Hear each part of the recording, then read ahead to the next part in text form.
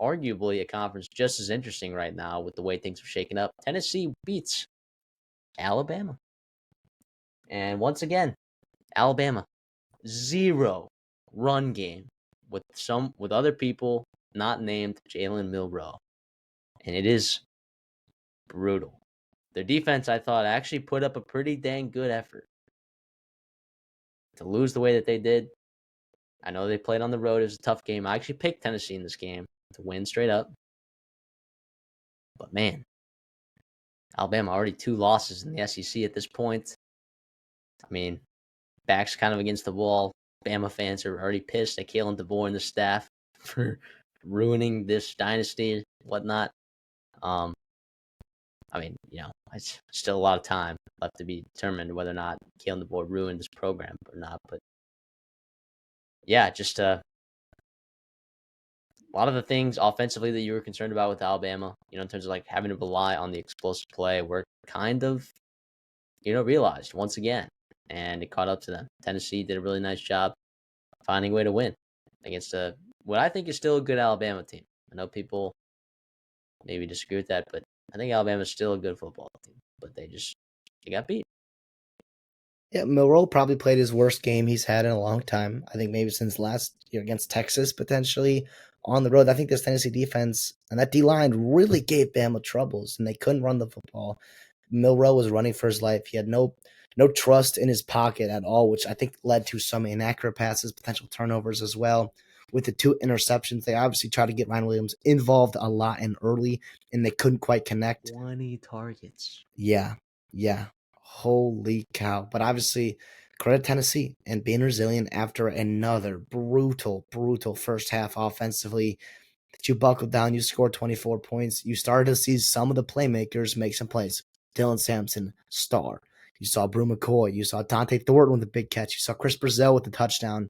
Those are players that Tennessee needs to get going if they're going to be able to compete and continue to play well. Start playing well, really, the rest of the way down the stretch with that offense. Nico obviously missed some big time throws down the field. You had open guys streaking. We talked about that as potential possibility where you're going to have open guys down the field against Alabama. And can you connect? And he couldn't. Hopefully he is healthy. I know he did take that big hit or that awkward hit, really. And I know they have a bye week to kind of get rest there before they start their second half of their SEC schedule. But yeah, big win for Tennessee. Josh Heupel, very gritty win. Obviously, this is not the Tennessee we've kind of come to know under Josh Heupel, but that's the reality of this football team this year. This is how they're going to kind of have to win football games. Play tough defense, play stingy defense, opportunistic defense, and then kind of have strike offenses where you hit some big plays, you get going, and you score in short bursts there because it's not quite super consistent as it is right now. Yeah, like you said, that running game for Bama needs to get going. Milroe is not a drop pack 45 times a game type of quarterback. He's just not.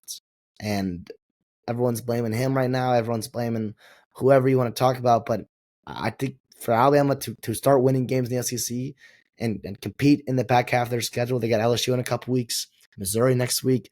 Like, you're going to have to run the football, I think. And that has to really change if we want to see actual change on the field for Alabama. But I do think their defense played well. I mean, they gave up points in the second half, but they were really resilient in that first half. Definitely. 15 penalties too.